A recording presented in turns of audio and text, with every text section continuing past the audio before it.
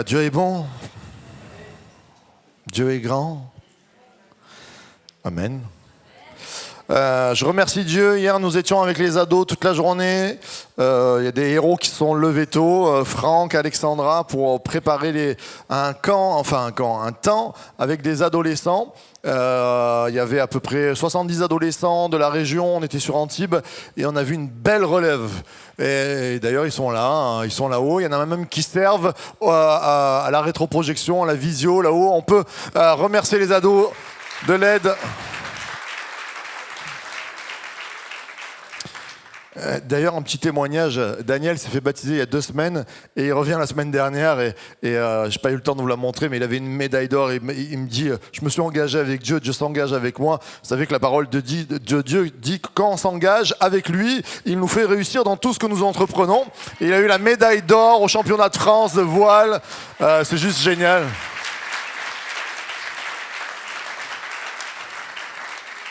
Continue comme ça, on a besoin de relève à l'église.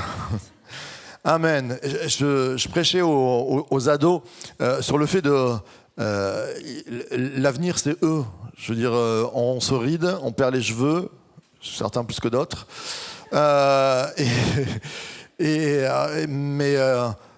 Moi, je vois dans les ados des prédicateurs, des prédicatrices, des personnes qui vont louer le Seigneur, des personnes qui vont se lancer dans le social, des personnes qui vont changer la société. Je vois dans les ados, regardez les enfants, non pas avec les yeux de « oh, ils sont mignons », mais avec les yeux de c'est la relève, c'est l'avenir, il nous faut entreprendre. Je crois souvent, les parents, nous aimons les enfants, mais on voit en eux « ah, mon fils sera, je sais pas, docteur, mon fils sera ingénieur, mon fils sera pasteur, ma fille prêchera l'évangile, ma fille sera missionnaire, ma fille changera le monde parce qu'elle amènera l'évangile. » Dans le cœur des parents, je crois qu'ils sont chrétiens, il y a une relève que nous devons voir dans nos enfants au travers de nous. J'aimerais entendre un grand applaudissement à ceux qui le croient.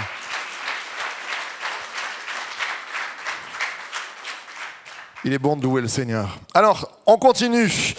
C'est Puissance 4, puisqu'on arrive à la 4e église ce matin. Il va y avoir de la victoire. Puissance 4. Amen. Il va y avoir de la victoire pour moi. D'abord, je la prends pour moi.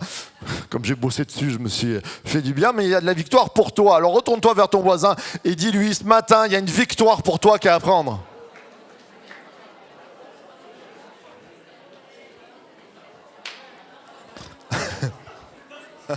Il est chaud.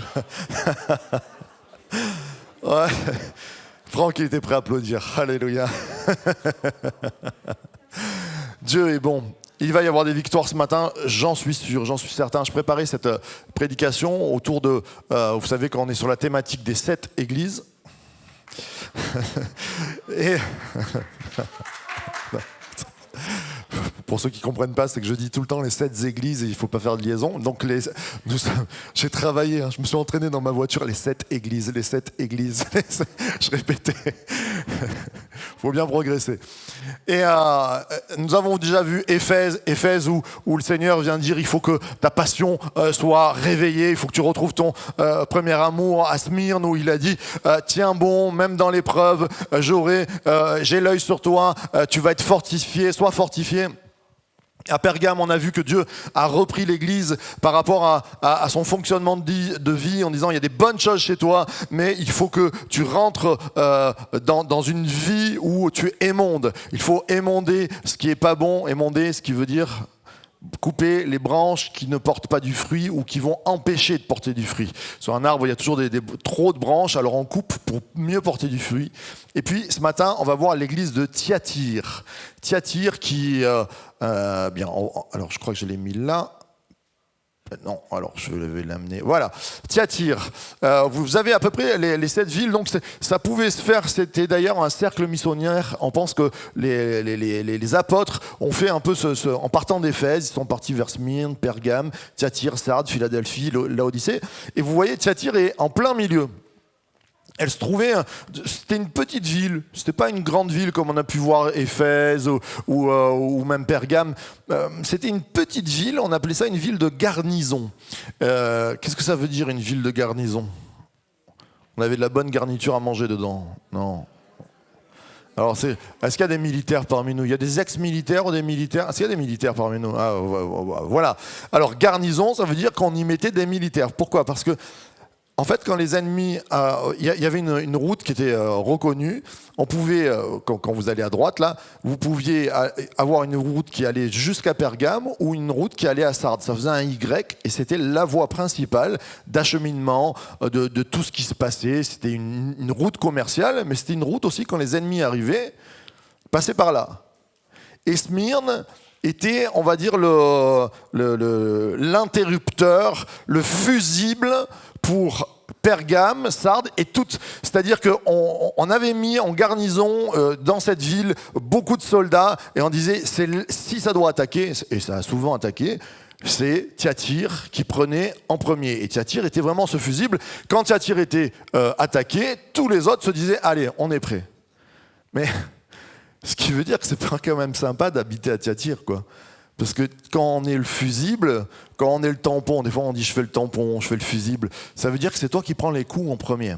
Thyatire, c'était une ville qui prenait les coups en premier, et bien sûr, il y avait la souffrance. Alors on mettait toutes les garnisons, mais c'était souvent la délaissée, c'était pas la belle, c'était pas comme Éphèse, c'était pas comme Pergame.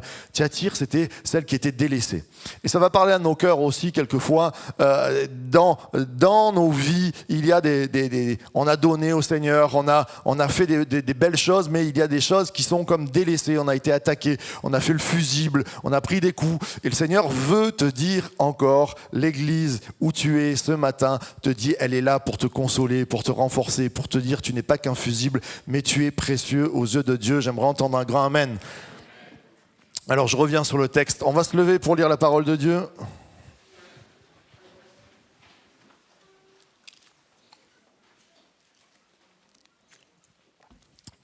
Non, je vous le promets, dans la vision Église Source de Vie, je n'ai pas mis comme doctrine, il faut se lever pendant la lecture de la parole de Dieu.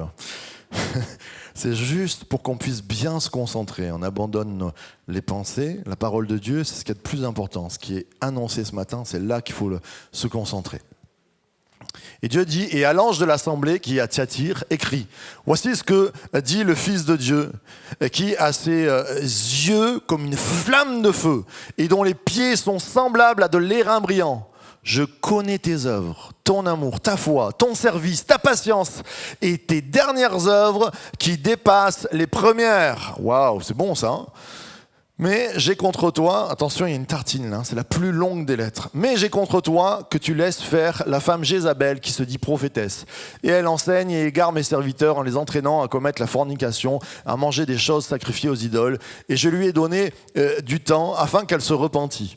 Et elle ne veut pas se repentir de sa fornication. Voici, je la jette sur un lit, et ceux qui commettent adultère avec elle, dans une grande tribulation, à moins qu'ils ne se repentent de ses œuvres. Et je ferai mourir de mort ses enfants, et toutes les assemblées connaîtront que c'est moi qui sonde les reins et les cœurs. Et je vous donnerai à chacun selon vos œuvres. Mais à vous, je dis, aux autres qui sont à Thyatire, autant qu'il y en a, qui n'ont pas cette doctrine, qui n'ont pas connu les profondeurs de Satan, comme ils disent, je ne vous impose pas d'autres charges, mais seulement ce que vous avez, tenez-le ferme, jusqu'à ce que je vienne. Et à celui qui vaincra, et celui qui gardera mes œuvres jusqu'à la fin, je lui donnerai autorité sur les nations. Il les pètera avec un sceptre de fer, comme sont brisés les vases de poterie, selon que moi aussi j'ai reçu de mon Père, et je lui donnerai l'étoile du matin. Amen, amen et amen. Alors, en fait, quelquefois dans les séries d'Apocalypse, j'ai regardé pas mal de prédicateurs, quand ils arrivent à Thyatire, et ils ont pas trop envie de la faire, celle-là. Parce que, 1, elle est longue, 2, elle est compliquée, 3, on comprend pas tout, et juste avant, on a eu Smyrne, qui déjà, c'était pas top, il y avait déjà un peu d'adultère, ça parlait d'une sorte de fornication, ça parlait de viande d'idole. On se dit, est-ce que c'est la même chose? Est-ce que... vous savez, le Seigneur Jésus nous reprend souvent sur les mêmes choses dans nos vies, hein. Quand vous avez un mauvais penchant, c'est rare qu'ils disparaissent de suite. Là, ce matin, le Saint-Esprit a parlé sur quelqu'un qui aimait l'argent. Abandonne, mais sache que tu auras toujours une racine qui repoussera dans ton cœur si tu ne veilles pas sur l'argent. Quelquefois, c'est sur d'autres choses, mais il faut veiller à nos âmes. Bien sûr que le Seigneur libère, mais si le vieil homme reprend, la nature reprend, et on a souvent un peu les mêmes côtés qui penchent. Alors, ce matin, le Seigneur, bien sûr, va redire des choses, mais on va essayer de se dépatouiller dans cette église de Thyatire, c'est ça. Alors, il y a un message fort, toujours, vous l'avez à la fin, à celui qui vaincra, à celui qui sera vainqueur. Le but de cette lettre, et de toutes les lettres, et de la prédication ce matin, c'est vainqueur.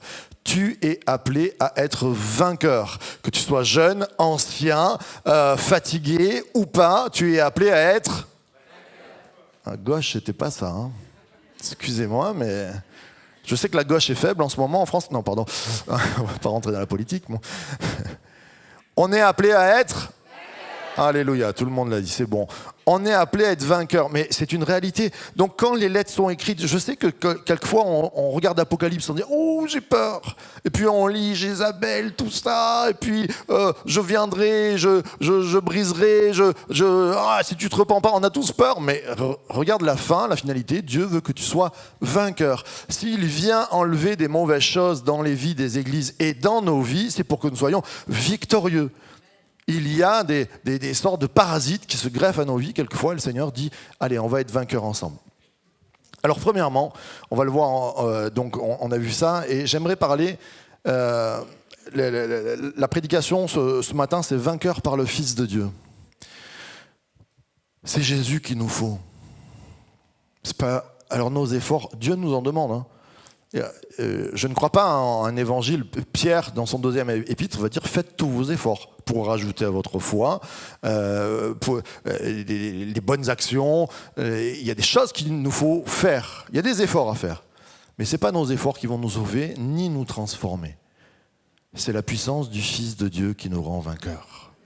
Et ce matin, il faut réaliser que Jésus-Christ est mort, mais ressuscité. Christ ressuscité, ça veut dire qu'il peut tout en tous. C'est qu'il peut ressusciter la bonne partie de toi-même que tu as perdue. C'est qu'il peut ressusciter ce qui semble mort dans ta vie. C'est qu'il peut ressusciter, transformer, ressusciter, mener à la vie la personne spirituelle que tu dois être. J'aimerais entendre un grand amen à ceux qui le croient. Alors, ce matin, on va parler du Dieu éternel et immutable. Parce que immuable, souvent on dit immuable, mais la vraie, tiens, ceux qui font des études de théologie, c'est immutabilité. Il ne mute pas, il ne change pas.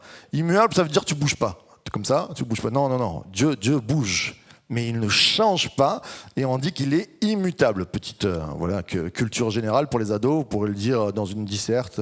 Oui, l'immutabilité de la personne... Dieu éternel et immutable. Il ne change pas.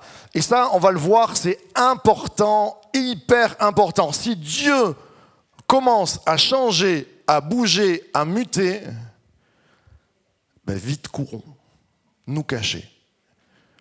Parce qu'il pourrait, si Dieu changeait dans sa bonté et qu'il abandonnerait sa bonté, courons très vite. Enfin, ça sert même pas, ça sert à rien. Il est partout, il est présent, on l'attend, quoi.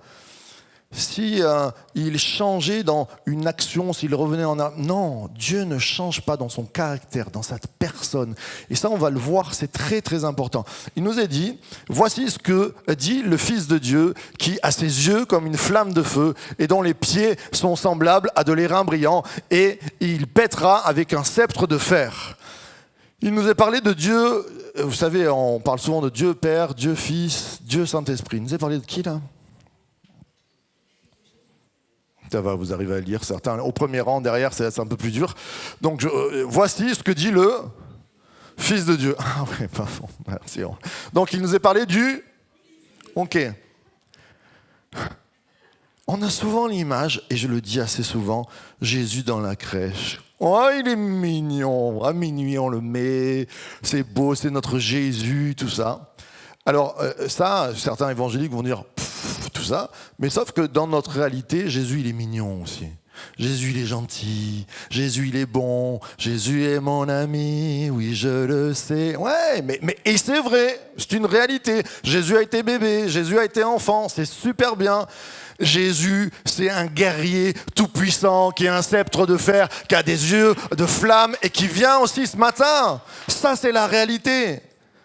Et il y a les barbares devant. Ouais, on y va. Et ça, c'est l'immutabilité de Dieu. Tu ne peux pas enlever un caractère à Dieu. Et souvent, les gens me disent, le Dieu de l'Ancien Testament, oh là là, je ne comprends pas trop. Hein. Heureusement, il y a le Nouveau Testament. Ah oui, ben oui. C'est vrai que quand Jésus est arrivé, Dieu a dit, oh, tout ce qu'on a fait avant, c'était pas bien, je me repens de tout ce que j'ai fait, on change, je ne suis plus la même personne. Et le Dieu de l'Ancien Testament, c'est toujours le Dieu du Nouveau Testament. Et on oublie souvent de voir Jésus dans l'Apocalypse. Jésus dans l'Apocalypse, c'est respect. C'est quand il arrive. Heureusement, c'est mon ami. Mais c'est ça. C'est comme quand vous croisez Enzo. Quand tu le vois sortir et qu'il est un peu embrouillé. Vous connaissez Enzo, le grand Italien, là il est parti en voyage pour les 90 ans de sa maman. Mais quand il sort de la voiture, des fois il fronce les sourcils comme ça. Tu le vois, enfin tu fais ça déjà. Puis tu te dis, heureusement c'est mon ami. Parce que si c'est pas ton ami et que ça se passe mal, bah, il faut courir. Bien, Jésus, heureusement c'est notre ami. Mais Jésus n'est pas resté qu'un bébé. Il nous a dit, je reviens avec l'épée. Je suis le juge de paix qui a une épée dans la main à double tranchant, qui a des yeux qui sont des flammes. Ça veut dire ce que ça veut dire. Les yeux en flammes, ça veut dire qu'il y a une puissance, il y a quelque chose qui se dégage de sa personne. Il a des pieds, des reins, ça brille, elle est belle cette personne. Il est le plus beau des fils de l'homme. Et nous devons aussi reconnaître que Jésus est le même Dieu que dans l'Ancien Testament, où il nous est dit, Dieu est un Dieu jaloux. Dieu est un Dieu qui vengeur. Wow, qu'est-ce que c'est ça? On va juste, je le prends comme ça, je ne l'avais pas notifié, mais on a fait dans les Jesus Coffee, vous savez, on fait tous les livres, et on a fait Naoum il n'y a pas longtemps, où il nous a dit, l'Éternel est un Dieu jaloux, l'Éternel se venge, l'Éternel est lent à la colère. Ouais, c'est quoi ton histoire? L'Éternel fraye un chemin dans les tourbillons, l'Éternel brise les dents, l'Éternel est bon. Mais ça ne va pas avec.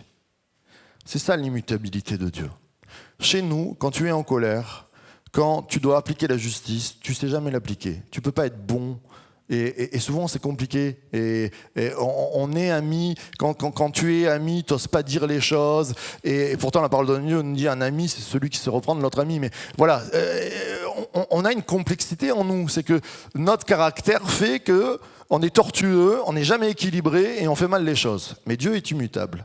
Il peut être vengeur, jaloux, fort, combattant, guerrier, bon, ami et doux. Ça va jusque-là? On arrive à... C'est important qu'on le rentre dans notre...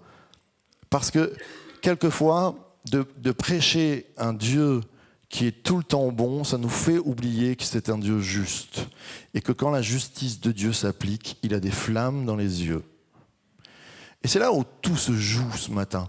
Quand je dis c'est un Dieu immutable, c'est que dans l'Ancien Testament, regardez comment ça se passe. Ça se passe, c'est quand la colère de Dieu s'enflamme envers le péché de l'humanité, c'est-à-dire envers le cœur mauvais, ça se passe très mal. Il y a des flammes, il y a de la destruction. Mais qu'est-ce qui se passe? Il y a toujours une chance de se repentir.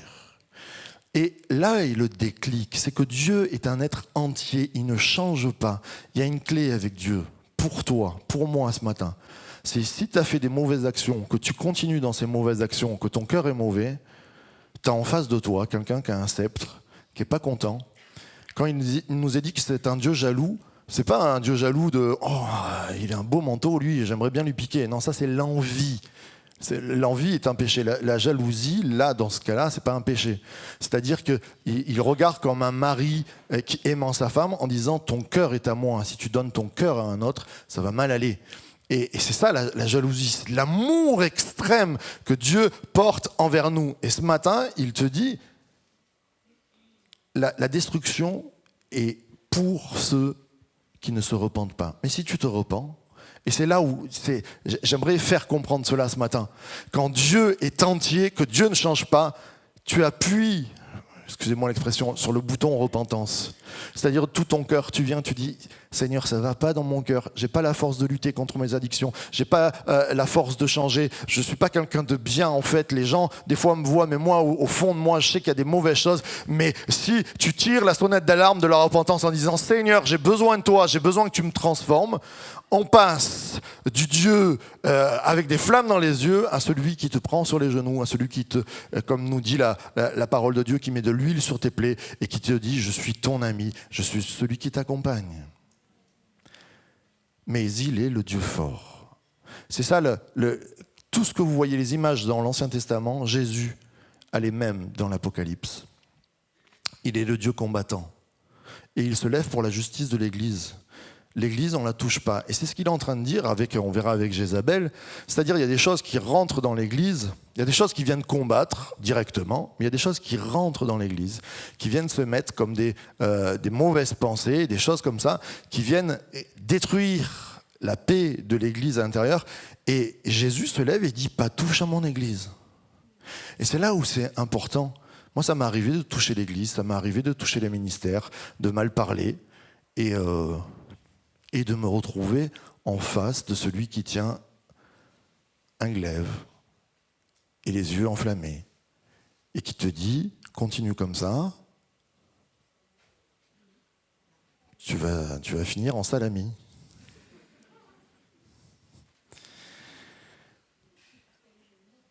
Et oui. Dieu est bon, mais Dieu n'est pas injuste.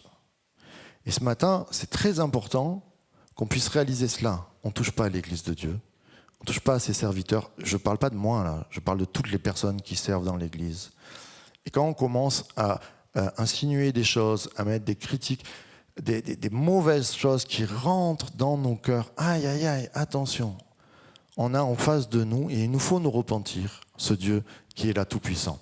Alors, il est l'Éternel, il est immutable, il ne change pas de l'Ancien Testament jusqu'au Nouveau Testament. Les téléphones portables qui sonnent aussi, c'est immutable ça. Et ce Dieu-là veut nous dire, il y a un arrêt, il y a un stop à un moment donné, il y a une justice.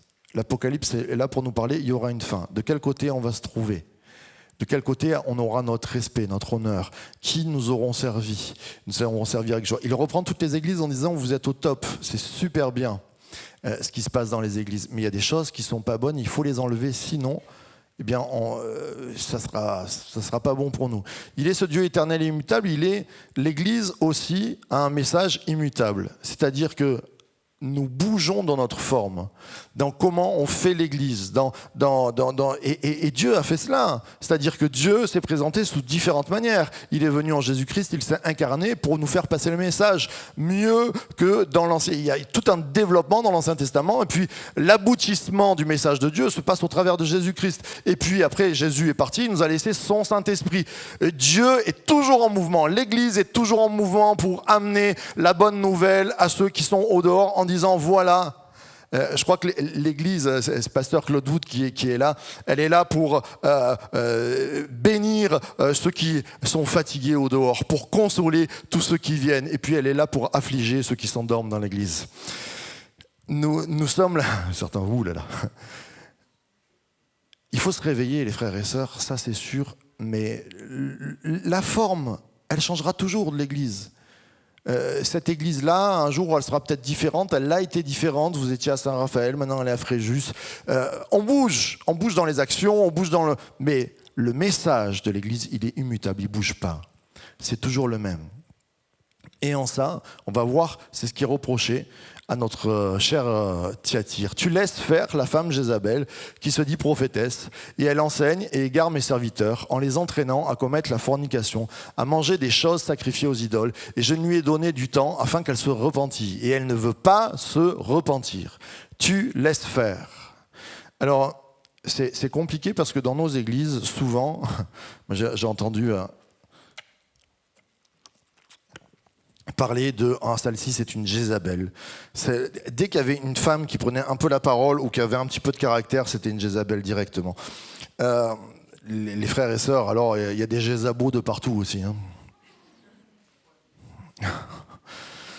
Faisons attention à ne pas appliquer des étiquettes rapides, pseudo-spirituelles. On va voir ensemble. Là, ce n'est pas une personne, parce qu'il nous est cité un nom de l'Ancien Testament. Et ça, c'est l'ombre des choses à venir. C'est-à-dire que Dieu est en train de dire ce qui s'est passé dans l'Ancien Testament, ça se passe aussi dans ton église à Thyatire. Ce qui s'est passé dans l'Ancien Testament peut et se passe quelquefois dans nos églises et peut-être à l'église Source de Vie. Et c'est pour ça que je vous dis, Dieu est immutable, il ne changera pas si on ne se repent pas et qu'on a des mauvaises choses au milieu de nous. Attention, on tombe, on bascule sur le côté, le Dieu qui fait justice. Si on se repent, et la transformation de Jésus, on tombe sur le côté, c'est toujours le même Dieu, mais qui nous dit, je te pardonne, je suis ton ami, je suis toujours le plus fort du monde, je pourrais avec un soupir te faire 8 fois le tour de l'univers, mais tu es mon ami. Et je t'aime. Et Dieu est amour. Amen. Et c'est dans cet amour-là qu'il est justice aussi. Alors ce matin, faut pas... Vous savez, un enfant, c'est très bien. Juste, est-ce que les enfants ont peur de leurs parents dans le sens où des bons parents, pas des parents maltraitants. Mais j'ai jamais eu peur de mon père dans le sens où quand il voulait me faire un câlin, et pourtant il avait des mains 18, encore plus grandes que moi, même toujours. Il était beaucoup plus musclé, il était beaucoup plus grand, mais il y a de l'affection, tout en sachant que j'ai un respect et que je parle pas mal à mon père parce que il a la puissance de me faire voler. Mais c'est pas pour autant que j'aime pas mon papa, vous comprenez bien. Et souvent on a cette compliqué. Oui, mais si Dieu, alors il a des flammes dans les yeux, moi ça me fait peur et tout ça. Non, il a la capacité d'avoir des flammes dans les yeux, d'avoir des gros muscles et une épée à la main et de couper ce qui va pas. Ok, il a la capacité. Mais si je me repens, je suis du côté fils, fille de Dieu. Ça a été dit dans une parole ce matin. Prends ta couronne. Le Seigneur nous donne une couronne de princesse et de prince et il te dit, hey, je t'aime mon enfant. Donc on n'a pas à avoir peur. L'amour parfait bannit la crainte. Ça va, vous n'avez pas peur ce matin? Donc, deuxième point, l'Église a un message immutable, tu laisses faire.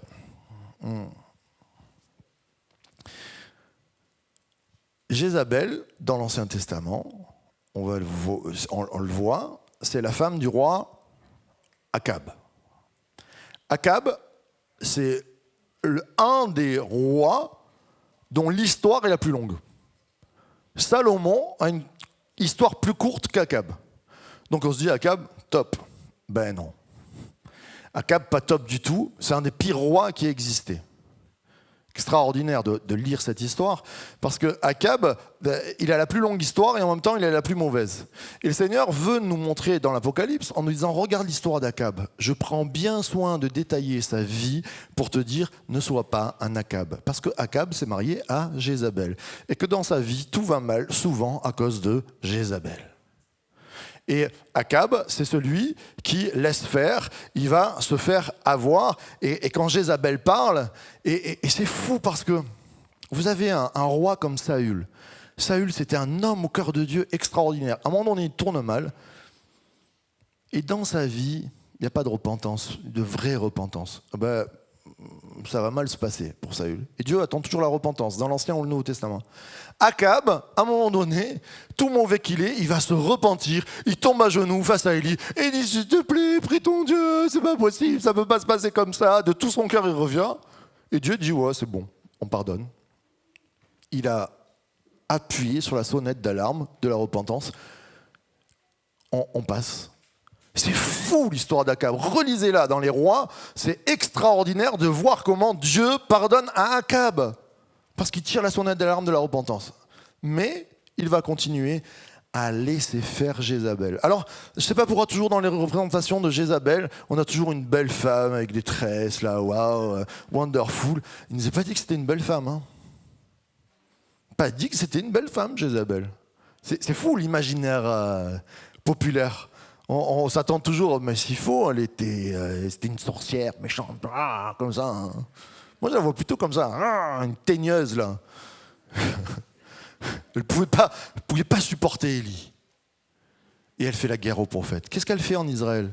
Elle dit, lui, là, le vrai, là, Élie, je ne peux pas le voir. Lui, il faut le tuer. Moi, je vais prendre des prophètes. Ça ressemble. C'est un peu pareil. Ils font des sacrifices. Ouais, ils font des sacrifices.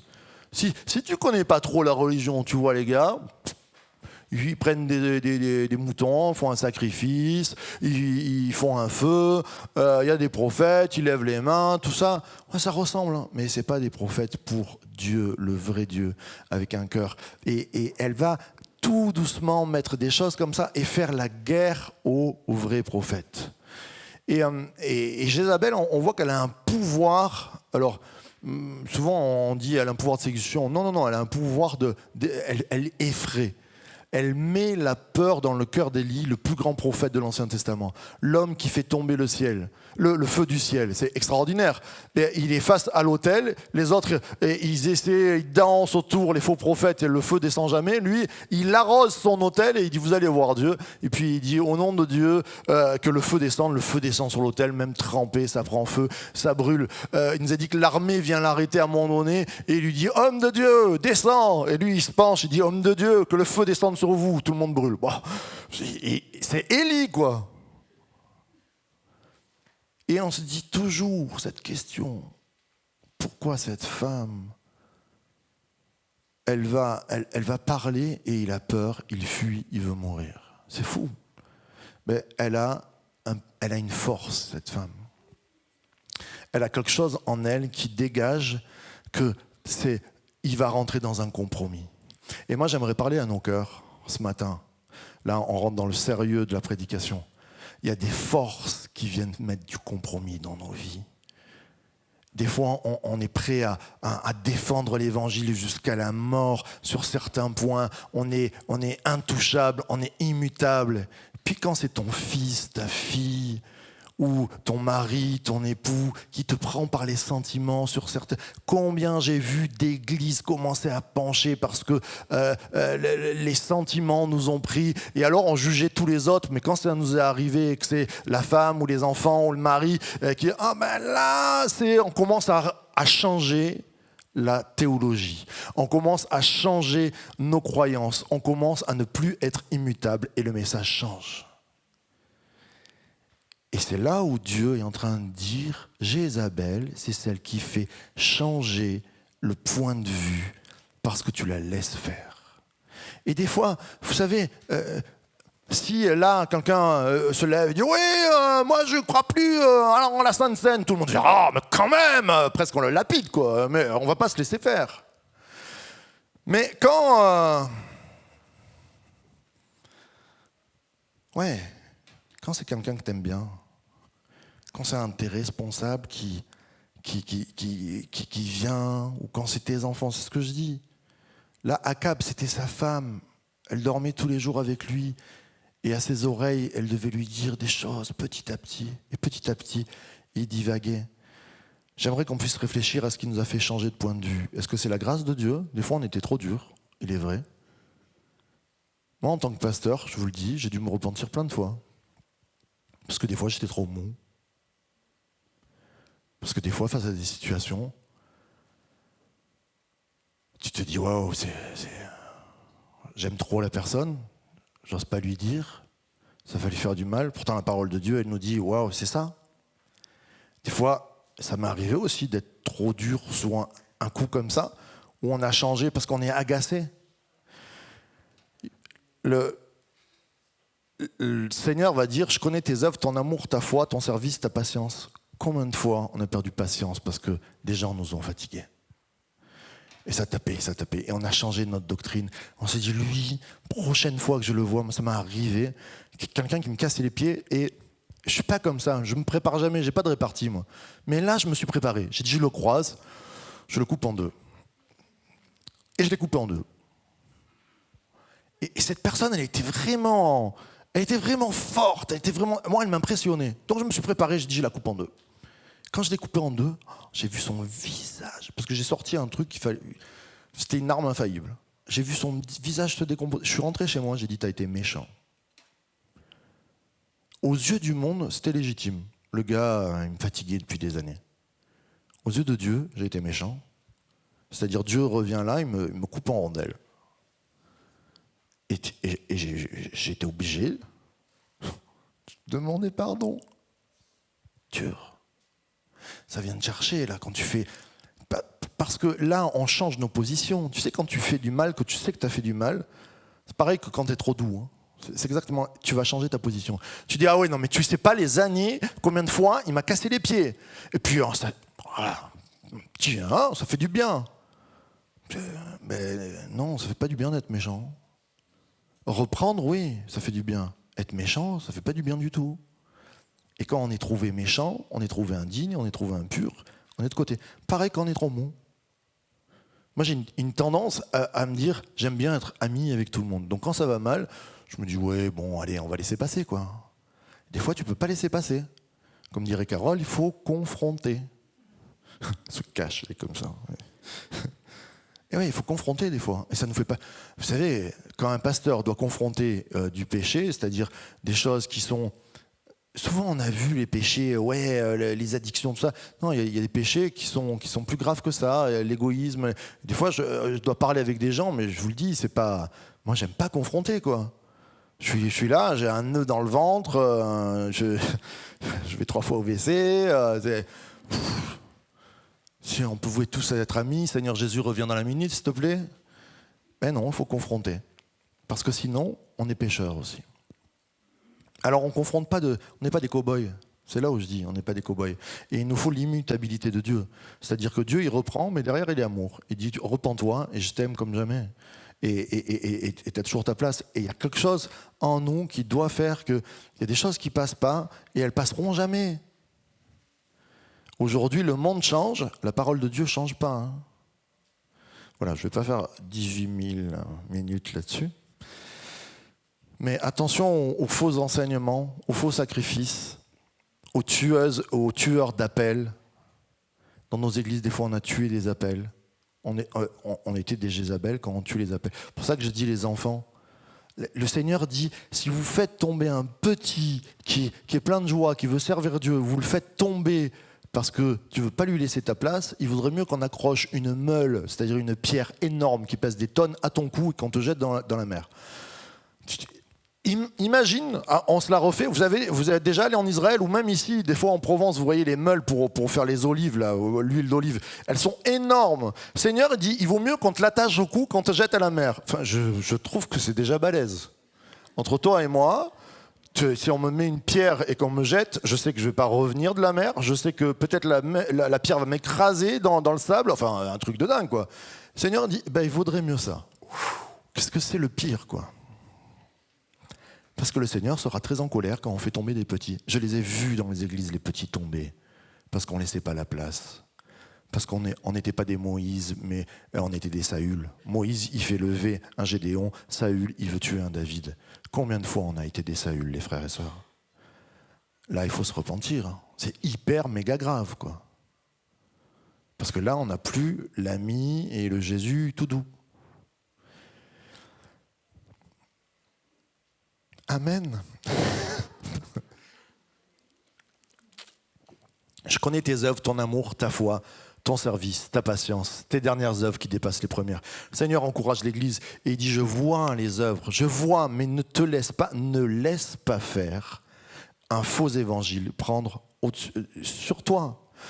Faut savoir, et je parle du passé de l'Église catholique parce qu'ils ont 2000 ans de passé. Si nous on avait le même passé, on aurait quelquefois mal tourné comme ça a pu se passer. Je parle pas d'hommes aujourd'hui, je parle de ce qui s'est passé dans le passé. On sait que à un moment donné, au IVe siècle, parce que on a laissé rentrer des compromis, parce que l'argent était là, alors on a commencé à changer la doctrine peu à peu. On a commencé à mettre des hommes à la tête comme le pape à cette époque-là, où il a commencé à dire, pour qu'on ait le pouvoir, pour qu'on ait les pleins pouvoirs, il va falloir dire que ce qu'on dit, c'est aussi parole d'évangile et que la tradition est aussi importante. Et on a commencé à rajouter petit à petit des choses à l'évangile. Et l'évangile est devenu un truc plus un autre.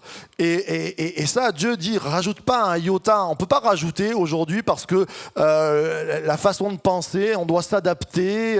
Non, il y a des choses qui sont péchées, ça restera péché. Hein. Et quand on élève un homme trop haut, ben ça reste péché. Quand on fait payer le salut et qu'on dit plus tu veux la bénédiction, plus tu donnes ton argent, ben ça c'est faux.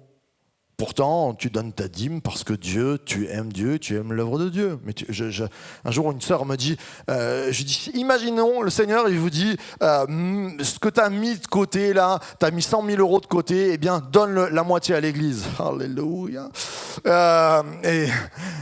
Et la sœur, elle me dit, ah mais moi je le fais parce que je sais qu'il me le rendra au double. Et je lui dis, bah, si tu ne le rends pas au double, tu le fais pas? Est-ce qu'on fait parce qu'il nous le rend double à chaque fois? Non, je le fais parce que j'aime Dieu, parce que je suis serviteur de Dieu. Il y a toutes ces choses-là. La Bible et Jézabel, c'est laisse faire selon ton cœur. Et la parole de Dieu, c'est pas si important. Je parlais des catholiques. Aujourd'hui, on a des mondes évangéliques où la parole de Dieu est plus trop important, où on va dire le Saint-Esprit parle au-dessus même de la parole de Dieu, parce que c'est le Saint-Esprit. Alors avec le Saint-Esprit, moi, le Saint-Esprit, je le respecte de tout mon cœur, mais je ne lui fais pas dire n'importe quoi. Aujourd'hui, il y a des prophètes qui disent « Alléluia, le Saint-Esprit me dit, Nicolas, donne-moi ta voiture. » Parce que je l'ai reçu sur mon cœur. Et Nicolas fait comme ça. Et alors dans ces églises-là, il devient pécheur, on le met dehors, on dit même il a un démon d'avarice, et bonsoir. C'est vrai, ça se passe, ça s'est passé il n'y a pas si longtemps. Frères et sœurs, il y a des Jézabel comme ça qui rentrent. Parce que tu as besoin d'argent, tu as besoin de pouvoir. On a un Dieu immutable, on a une église au message immutable, il y en a certains qui disent vivement que la prédication mute. On a une victoire immutable. Alléluia! On a une victoire immutable, une victoire qui ne bouge pas. On ne peut pas nous enlever la victoire. Et Satan peut venir en face, les démons, le monde entier, les armées avec des armes nucléaires et dire la victoire, vous allez la perdre. On peut les regarder en face. On dit Dieu ne change pas, le message de l'Église ne change pas. Notre victoire, elle ne change pas. Amen. Tu le crois vraiment ? On pourrait rester des heures, mais je ne vais pas le faire.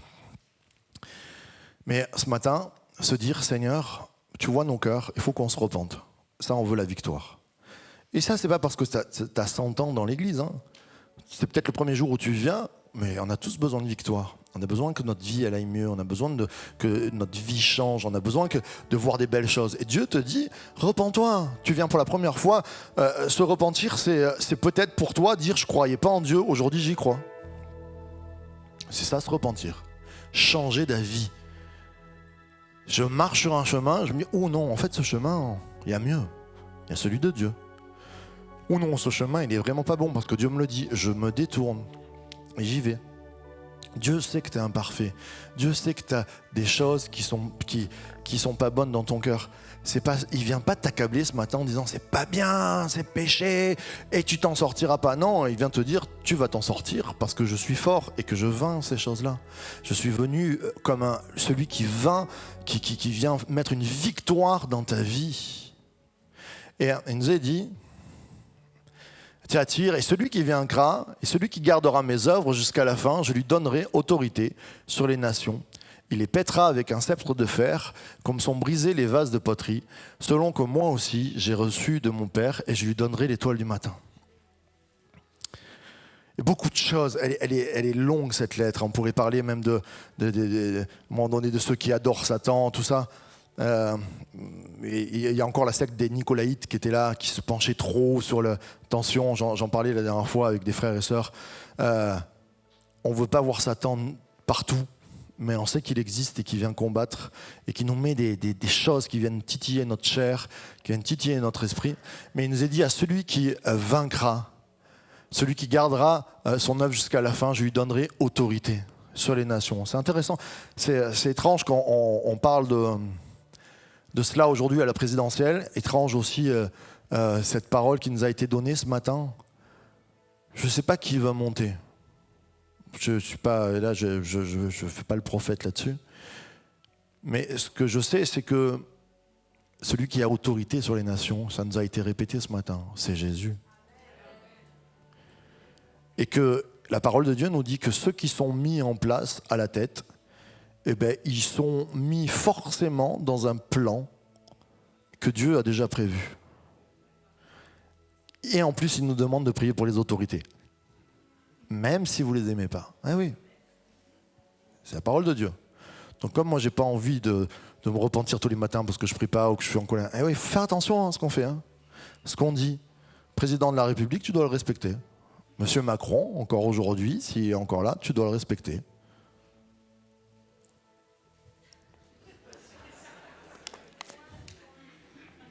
C'est comme ça. Sinon, tu es trouvé pécheur. Oh, ouais, non mais... Attention à ce qu'on fait, hein, quand même. Moi, je vote Jésus, c'est vrai. Alors Jésus, il nous a dit qu'il vient. Il les pètera avec un sceptre de fer, mais comme sont brisés les vases de poterie. Qu'est-ce que ça veut dire, ce truc-là ? Et comme sont brisés les vases de poterie. En fait, tout simplement, quand on partait à la guerre, on avait toujours une épée. Il y avait les généraux, les capitaines qui étaient là, qui brandissaient les épées, et qui faisaient un discours avant de partir à la guerre. Et qui disaient, on a un ennemi, il est fort. On a des Jézabel qui ont fait du mal au milieu de nous. On a des Jézabel qui ont divisé au milieu de nous. On a des personnes qui, pour des broutilles ou pour des choses, ont divisé l'Église, qui sont partis de l'Église, qui ont fait du mal à des petits. Et ça a été en interne. Il y a des choses qui ont touché aussi l'Église en externe, qui ont fait la guerre. Il y a des choses qui viennent toucher nos vies. Et alors, les capitaines, les généraux prenaient un vase et disaient, regardez ce vase, il représente notre ennemi et tout ce qu'il a déversé dedans. Il a déversé la division, il a déversé la maladie, il a déversé l'échec, il a dit de toi que tu étais un bon à rien, il a dit de toi que tu serais un addict jusqu'à la fin de ta vie, il a dit de toi que tu serais jamais dans la paix, que le stress te gagnerait, il a dit de toi toutes ces choses-là et il les a déversées dans une jarre, dans une cruche et pour tous les jours te servir à boire de la même chose, mais nous sommes plus que vainqueurs. Et alors les généraux prenaient leur épée et disaient, il n'y a pas de plus grande victoire que celle que nous allons prendre ce matin. Et j'aimerais que l'Église se lève comme un acte prophétique ce matin pour dire, mes addictions qui sont dans le vase, l'ennemi qui est venu nous diviser, toutes les choses qui sont venues prendre, même la guérison de nos enfants, nous allons les briser au nom de Jésus qui marche devant nous et nous prenons la victoire. Au nom de Jésus. La victoire est pour toi ce matin. Et maintenant, tu regardes cette cruche qui est là, qui ne peut plus retenir tes péchés parce que Dieu te dit, tu te repens, il n'y a plus rien qui est retenu contre toi. Tout a coulé à la croix. On va fermer nos yeux ce matin. C'est un temps de victoire qui est là. On va prendre ce refrain qui nous dit Alléluia, qui dit gloire à Dieu. Quand tu vas le chanter, tu vas dire gloire à Dieu dans ce que je suis en train de prendre. Ce matin, on va prier. Des personnes qui sont peut-être dans des addictions.